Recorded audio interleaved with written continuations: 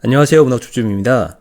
오늘 여러분의 손에 쥐어드릴 작품은 모리스 마테르링크의 파랑새입니다. 극작가 모리스 마테르링크는 1862년 벨기에 겐트에서 태어납니다. 부유한 집안에서 태어나 어릴 때부터 좋은 교육을 받았는데요. 8살에 이미 윌리엄 셰익스피어의 작품들을 접할 정도로 문학작품들에 익숙한 삶을 살았다고 할 수 있죠. 그랬던 그가 중고등학교 시절을 보냈던 생트 바르브 기숙학교는 마테르링크의 인생에서 너무나 힘든 시기였다고 하는데요. 학교를 졸업하고 나서는 아버지의 뜻에 따라 법학을 공부해 변호사가 되기도 합니다. 하지만 얼마 가지 않아서 변호사를 그만두고 본격적인 작가의 길을 걷게 되죠. 작가로서 모리스 마테르링크는 신비주의적인 경향을 띠는 작품들을 많이 내놓았는데요. 그는 1911년에 노벨문학상을 수상할 정도로 문학적 성취를 높게 평가받았습니다. 모리스 마테르링크의 대표작 중 하나인 파랑새는 1906년에 발표된 아동극입니다. 두 아이의 신비로운 모험을 다루고 있는데요. 1908년에 러시아 모스크바에서 공연되고 나서 인기를 얻었고 당시 일본을 통해 아시아에도 소개되었다고 합니다. 현실에 만족하지 못하고 이상만을 쫓는 병적인 증상을 일컬어 파랑새 증후군이라고 할 정도로 널리 알려진 작품이죠. 아동극이라고 하지만 성인들에게도 많은 생각을 하게 만드는 의미 있는 작품이라는 생각이 듭니다. 인간과 자연을 향한 작가의 따뜻한 마음이 드러나는 작품이죠.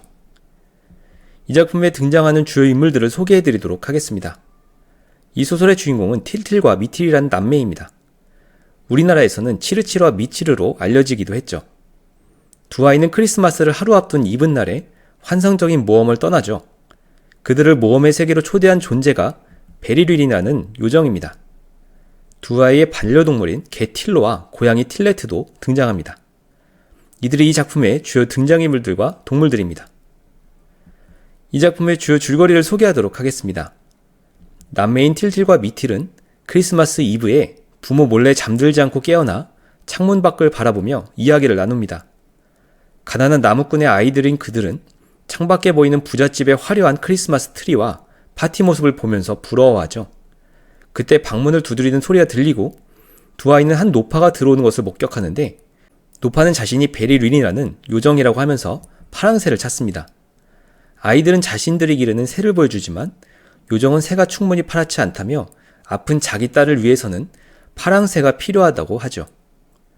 요정은 초록색 모자를 주면서 모자를 쓰고 거기에 달린 다이아몬드를 돌리면 사물의 영혼들을 볼 수 있다고 이야기합니다.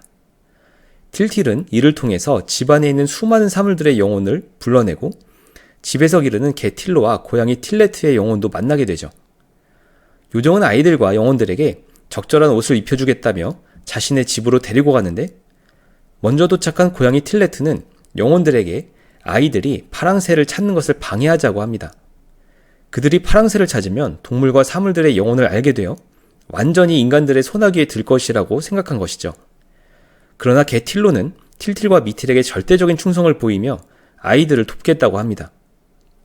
한편 요정과 아이들 그리고 빛이 나타나고 요정은 아이들과 영혼들에게 추억의 나라로 가 파랑새를 찾아보라고 합니다.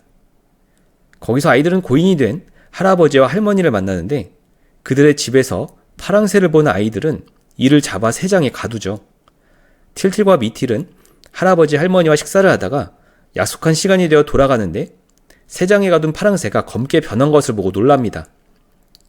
이어서 그들은 밤의 궁전으로 향하고 고양이 틸로트는 밤의 요정에게 인간들이 온다며 그들을 방해하자고 하죠. 그러나 아이들은 밤의 요정에게서 열쇠를 받아 잠긴 문들을 열며 파랑새를 찾습니다. 그러나 잠긴 문들에서 나오는 것들은 유령, 질병, 전쟁 같은 것들이었고 결국 금지되었다는 문마저 여는데 거기서 파랑새들이 날아오르죠. 틸틸과 미틸은 몇 마리의 파랑새를 잡아 밤의 궁전에서 나오는데 그들이 잡은 파랑새들은 모두 죽어버린 후였습니다. 다음으로 그들이 간 곳은 숲이었고 고양이는 또다시 나무들을 부추겨 인간들을 방해하려고 합니다. 틸틸이 나무의 영혼들에게 파랑새를 찾는다고 하지만 오랜 시간 동안 인간들에 의해 잘려나간 나무들은 그들을 도우려 하지 않죠. 도리어 나무들은 동물들의 영혼까지 불러 모아 틸틸과 미틸을 공격하려 하지만 용감한 틸틸이 칼을 들고 개 틸로가 도와 그들을 막아냅니다. 결국 아이들은 아무것도 얻지 못하고 묘지로 향하는데 거기서 그들은 아무것도 발견하지 못하고 행복의 정원으로 넘어갑니다. 거기서 틸틸과 미틸은 갖가지 행복들을 만나고 심지어 엄마와 닮게 생긴 모성애를 만나 이야기를 나누지만 거기서는 파랑새를 찾지 못하죠. 그들이 다음으로 향한 곳은 태어날 아기들이 모여서 태어날 때를 기다리는 미래의 왕국이었습니다. 왕국의 아기들은 때를 기다리며 나중에 세상에 기여할 것을 구상하고 있었고, 시간의 신이 나타나 아기들을 때에 맞춰 세상에 보내고 있었습니다. 틸틸과 미틸 등이 이를 구경하고 있는데 갑자기 시간의 신이 그들의 정체를 궁금해하고 아이들은 도망칩니다. 결국 그들은 파랑새를 얻지 못한 채로 집으로 돌아오고 절망하고 있는 사이에 빛과 영혼들은 아이들에게 작별을 고하고 사라지죠. 아침이 되어 엄마가 틸틸과 미틸을 깨우는데 알고 보니 그들은 어젯밤 잠든 후에 긴 꿈을 꾼 것이었습니다. 하지만 아이들은 너무나 생생한 기억의 꿈이 아니라고 생각하고 어리둥절한 부모는 아이들이 아픈 게 아닐까 하며 걱정하죠. 그때 옆집 아줌마 베르랭고가 방문하는데 아이들은 그녀를 베르린 요정이라고 생각합니다. 엄마는 아이들에게 베르랭고 아줌마의 딸이 아프다며 그 딸이 틸틸의 새를 가지고 싶어 한다고 그것을 크리스마스 선물로 주라고 권합니다. 아이들은 틸틸의 새가 새파란 파랑새가 되어 있는 것에 놀라면서 이를 베르랭고 아줌마에게 흔쾌히 내주죠. 잠시 후에 베르랭고 아줌마와 그녀의 딸이 나타나 파랑새를 보고 딸이 완쾌되었다며 즐거워합니다. 틸틸과 소녀는 파랑새에 대한 이야기를 하다가 그만 새를 놓쳐버리고 울음을 터뜨린 소녀에게 틸틸은 다시 잡을 거라며 위로하죠. 이제 이 작품의 감상평을 공유하도록 하겠습니다. 먼저 이 작품이 독자들에게 던지고 있는 메시지가 무엇일지 생각해 보겠습니다. 사실 이 작품은 동화로도 각색되어 있기 때문에 아마도 많은 사람들이 대강의 줄거리에 대해서는 알고 있을 것 같습니다. 흔히 알고 있는 줄거리로 틸틸과 미틸이 찾던 파랑새는 사실 집에 있었고, 이 이야기의 메시지는 파랑새로 상징되는 행복은 알고 보면 주변에 있다는 것이라고 생각하는 경우가 많습니다. 우리가 찾은 것은 파랑새잖아. 우린 아주 멀리 갔었어. 그런데 파랑새가 여기 있다니. 하지만 이는 원작의 줄거리에서 가장 핵심이 되는 뒷부분을 생략 또는 축소했기 때문에 벌어지는 오해라고 생각합니다. 결론부터 말하자면 이 작품이 던지고 있는 메시지는 너의 일상과 주변에 있는 행복을 찾으라가 아니라 네가 가지고 있는 것을 나누라라고 봐야 할 겁니다. 틸틸과 미틸은 요정의 부탁으로 그토록 찾아 헤맸던 파랑새가 자신들이 예전부터 길러왔던 새장 속의 새라는 것을 알게 되죠. 그 직후의 장면이 매우 중요한데, 아이들이 옆집 아줌마인 베르랭고의 아픈 딸에게 그 파랑새를 흔쾌히 선물하는 장면입니다. 그들의 선물로 인해 기적적인 일이 일어나 오랜 시간 병상에 누워있던 소녀가 회복되어 틸틸과 미틸에게 감사를 전하러 오죠. 이 부분이 이 작품의 핵심이지 파랑새가 내 집안에 있었다가 결코 핵심이라고 보긴 어려울 것 같습니다. 특히 작품의 시간적 배경이 크리스마스란 점을 감안하면 이 작품은 내가 가진 것을 이웃과 나누는 것의 중요성을 강조하는 것 아닐까 하는 생각이 듭니다. 이렇게 보면 이 작품의 마지막 부분에서 틸틸과 소녀가 파랑새를 놓쳐버리는 이유를 짐작할 수 있을 것 같은데요. 틸틸은 파랑새를 잃어버리고 우는 소녀를 달래면서 뜬금없이 관객들에게 이렇게 이야기하며 작품이 마무리되죠. 혹시 누군가가 그 새를 발견하면 우리에게 돌려주시겠죠? 우린 나중에 행복해지기 위해 그 새가 필요하거든요. 이 작품을 보고 있는 독자들과 관객들에게 그들이 가지고 있는 파랑새를 달라는 것으로 나눔의 의미를 강조한다고 볼 수 있는 대사입니다. 다시 말하면 이 작품의 진짜 메시지는 주변에 있는 나의 행복을 지나치지 말고 잡으라는 것이 아니라 내가 가진 것들을 이웃과 나누라는 것이라고 할 수 있죠. 다음으로 밤의 궁전에서 본 인간에 대한 위협들에 대해서 생각해 보겠습니다. 이 작품의 사막에서 틸틸과 미틸은 파랑새를 찾아서 밤의 궁전으로 향하게 되는데 거기서 그들은 인간에게 위협이 되는 것들을 보게 됩니다.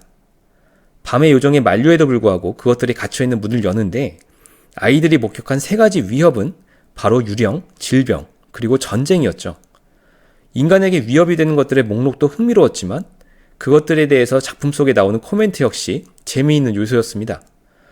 일단 유령이라는 것에 대해 생각해보면 이는 인간의 무지와 미신을 대표하는 것이라고 할 수 있을 것 같습니다.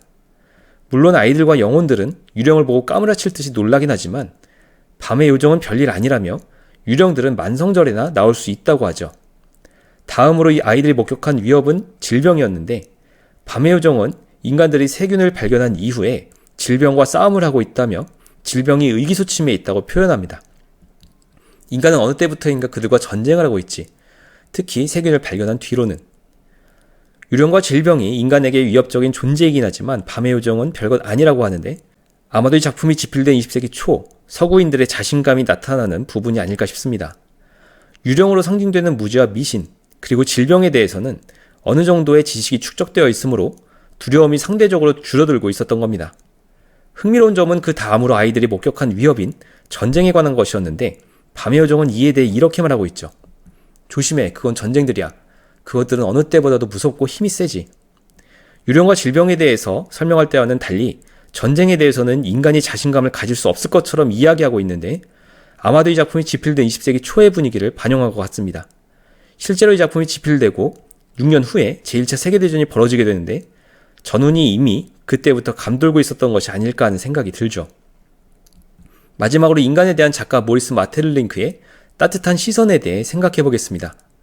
파랑새를 찾아 나선 틸틸과 미틸이 마지막으로 방문한 곳은 미래의 왕국으로 거기는 아이들이 태어날 날을 기다리며 대기하는 곳이었습니다.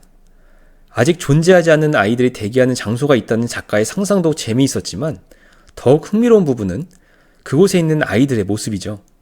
그들은 자신들이 세상에 나가면 기여할 것들을 미리부터 준비하며 기다리고 있는 모습을 틸틸과 미틸에게 보여주고 있습니다. 어떤 아이는 생명을 연장하는 치료법을 병에 담아두고 있는가 하면 어떤 아이는 달에서 보물을 채취하는 기계를 발명해 두고 있죠.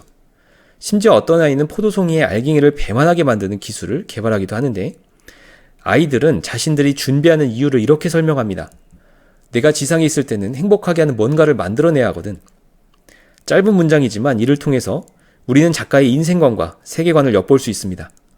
인간은 세상에 살면서 행복할 권리가 있고 다른 사람들을 행복하게 할 의무가 있다고 생각하는 겁니다. 그런가 하면 모든 아이들이 제각기 각자가 세상에 기여할 바를 가지고 있다는 설정도 상당히 흥미로운 점인 것 같은데요. 비록 분야는 다를지언정 모든 사람이 세상을 행복하게 만들 수 있는 재능을 가지고 태어난다는 생각을 확인할 수 있기 때문입니다. 특별한 누군가만 세상에 기여할 수 있는 것이 아니라 모든 아이들, 모든 사람들이 세상에 기여할 수 있다고 믿는 작가의 마음이 느껴지는 대목이죠. 이런 생각을 확장하면 이 세상에 가치 없는 사람은 없으며 모두가 고유한 소명을 가지고 태어난다는 생각까지도 가질 수 있습니다. 이 작품에는 모든 인간의 가치를 인정하고 모두가 행복할 자격이 있으며 다른 이들을 행복하게 할 의무가 있다는 작가 모리스 마테를링크의 따뜻한 시선이 잘 드러납니다. 여기까지 파랑새 줍줍이었습니다. 얼마 전에 소울이라는 애니메이션이 개봉해서 많은 인기를 얻었죠. 거기에 나오는 그레이트 비포라는 개념을 보면서 저는 이 작품이 떠올랐었습니다. 지금까지 문학 줍줍이었습니다. 감사합니다.